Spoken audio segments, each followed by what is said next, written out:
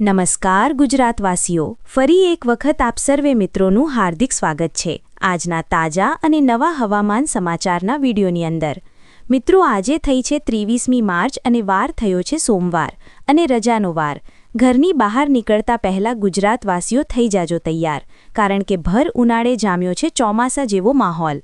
જી હા દર્શક મિત્રો, છેલ્લા 2-3 દિવસથી ગુજરાતના વાતાવરણમાં અસ્થિરતા જોવા મળે છે, ત્યારે ગુજરાતના જાણીતા હવામાન નિષ્ણાંત અંબાલાલ પટેલ અને પરેશભાઈ ગોસ્વામીની સૌથી મોટી ચિંતાજનક સમાચારને લઈને સૌથી ખતરનાક આગાહી સામે આવી છે। મિત્રો, તમે જોઈ શકો છો, ગુજરાત ઉપર ફરી એકવાર નવા વરસાદના રાઉન્ડને લઈને ફરી એકવાર માવઠું ગુજરાતમાં ભૂકા બોલાવશે। ઉનાળા દરમિયાન નવી વરસાદી સિસ્ટમ સક્રિય થતાં ગુજરાતના ઉત્તર ગુજરાતના ફરી એકવાર ખેડૂતો થઈ જાજો તૈયાર।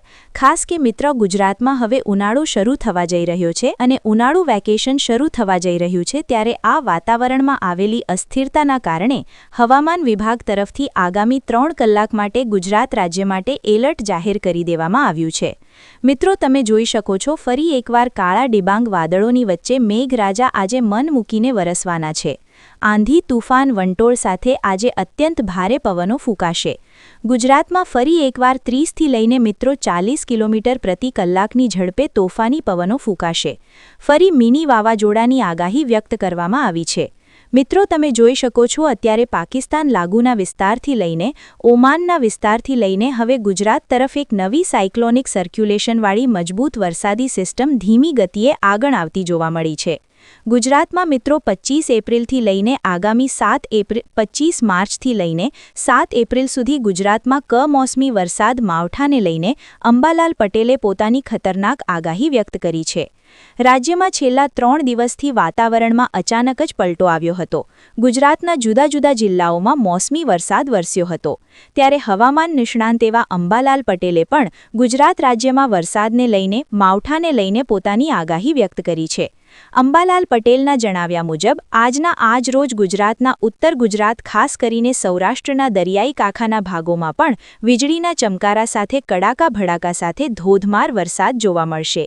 અંબાલાલ પટેલે જણાવ્યું છે કે 25 માર્ચથી લઈને મિત્રો 28 માર્ચ દરમિયાન ફરી એકવાર પશ્ચિમી વિક્ષેપના કારણે સમગ્ર ગુજરાત રાજ્યમાં વાદળિયું વાતાવરણ રહેશે।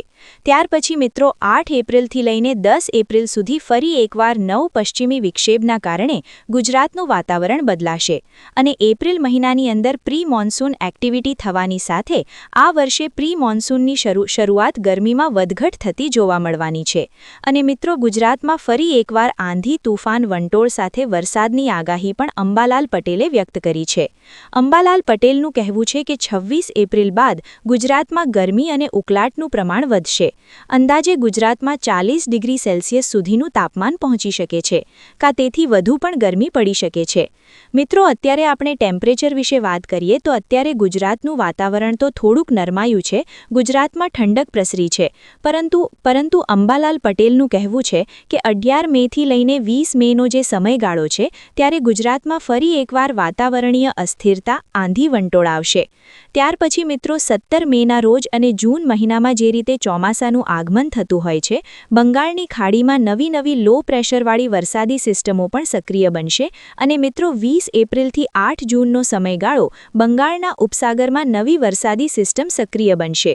આમ મિત્રો, ગુજરાતમાં ચોમાસાના આગમનને લઈને અત્યારે જ અંબાલાલ પટેલે પોતાની આગાહી વ્યક્ત કરી છે।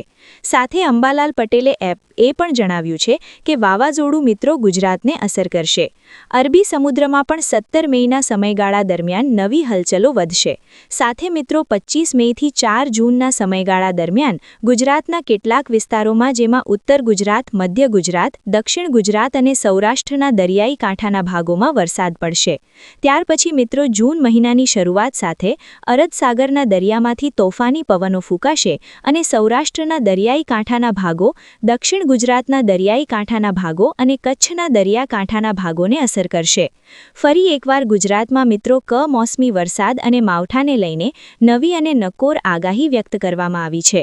વર્ષ 2024નું ચોમાસું કેવું રહેશે એમને લઈને ગુજરાતના જાણીતા હવામાન નિષ્ણાંત પરેશભાઈ ગોસ્વામી ચિંતાજનક આગાહી વ્યક્ત કરીએ પહેલા મિત્રો આગામી 3 કલાક માટે ગુજરાતના કયા વિસ્તારની અંદર કેવા પ્રકારની આગાહી હવામાન વિભાગે વ્યક્ત કરી છે, નાવકા ફોરકાસ્ટ મોડેલ વિશે વાત કરીશું. કયા વિસ્તારની અંદર હવામાન વિભાગ તરફથી યલો એલર્ટની વોર્નિંગ જાહેર કરી દેવામાં આવી છે. હાલ મિત્રો તમે જોઈ શકો છો અત્યારે અમદાવાદ હવામાન વિભાગ તરફથી સૌથી પહેલા 3 કલાકની આગાહી સામે આવી, જેમાં અત્યારે કચ્છ, બનાસકાંઠા, સાબરકાંઠા, અરવલ્લી, મહીસાગર આ મિત્રો 5 જિલ્લાની અંદર હવામાન વિભાગ તરફથી યલો એલર્ટની વોર્નિંગ જાહેર કરી દેવામાં આવી છે. બાકી ગુજરાતના દરિયાઈ કાંઠાના ભાગો, દક્ષિણ ગુજરાતના દરિયાઈ કાંઠાના ભાગોમાં કોઈપણ પ્રકારે વરસાદની શક્યતા છે એ જાહેર કરવામાં નથી આવી. પરંતુ જેમ સમયગાળો પસાર થતો જશે તેમ આ વરસાદી સિસ્ટમ આગળ આવશે અને આ વરસાદી સિસ્ટમ આગળ આવવાની સાથે ગુજરાતના મધ્ય ગુજરાત અને ત્યાર પછી દક્ષિણ ગુજરાતના વિસ્તારની સાથે સૌરાષ્ટ્રના દરિયાઈ કાંઠાના ભાગોમાં પણ કમોસમી વરસાદ જોવા મળશે.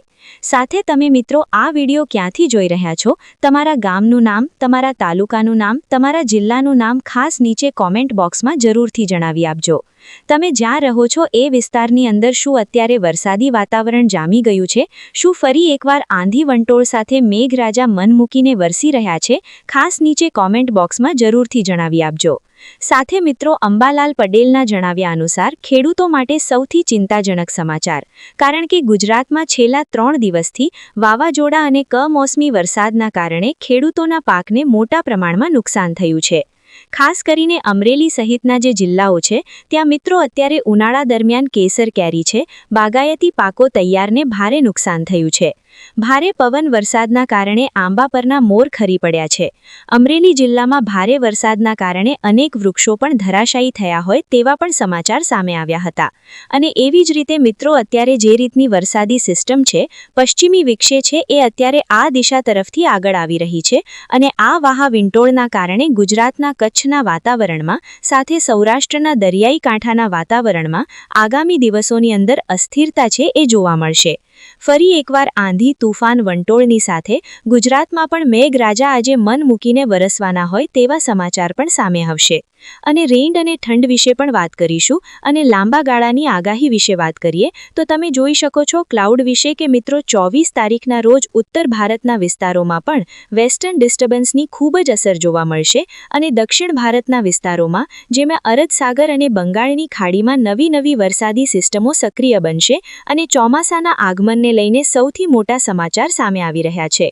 પરંતુ મિત્રો 26, 27, 28, 29 અને 30 તારીખના રોજ મિત્રો ઓમાનથી લઈને ગુજરાતના જે દરિયાઈ કાંઠાના વિસ્તારો છે ત્યાં ફરી એકવાર નવી વરસાદી સિસ્ટમની અસરો છે ખૂબ જ વધારે જોવા મળશે. જેમના કારણે મિત્રો દક્ષિણ ગુજરાતના સુરત, તાપી, નવસારી, વલસાડ, દમણ, દાદાનગર હવેલીના વિસ્તારમાં પણ આંધી, તૂફાન, વંટોળ સાથે મેઘરાજા હવે પછી મન મૂકીને વરસવાના છે. અને અરબ સાગરવાળી વરસાદી સિસ્ટમ આગળ આવતા જ સૌરાષ્ટ્ર પ્રશ્ન દ્વારકા છે, દ્વારકાથી સલાહ્યા છે, જામનગર છે, ભાનવડ છે, પોરબંદર છે, જૂનાગઢથી લઈને મિત્રો ગોંડલ છે, રાજકોટ છે, જસદન છે, ચોટીલા છે, બોટાદ છે. સાથે મિત્રો તમે જોઈ શકો છો ભાવનગર છે, સોનગઢ છે, પાલીતાણા છે, ખડસલિયા લાગુના વિસ્તારની સાથે સૌરાષ્ટ્રના દરિયાઈ કાંઠાના ભાગો જેમાં અલંગ, તળાજા, મહુવા, ઉના, વેરાવળ, કોડીનાર છે, જૂનાગઢ છે, અમરેલીના પણ ઘણા બધા ભાગોમાં આંધી, તૂફાન, વંટોળ સાથે મેઘરાજા હવે પછી મન મૂકીને વરસવાના હોય તેવા દ્રશ્યો પણ સામે આવ્યા.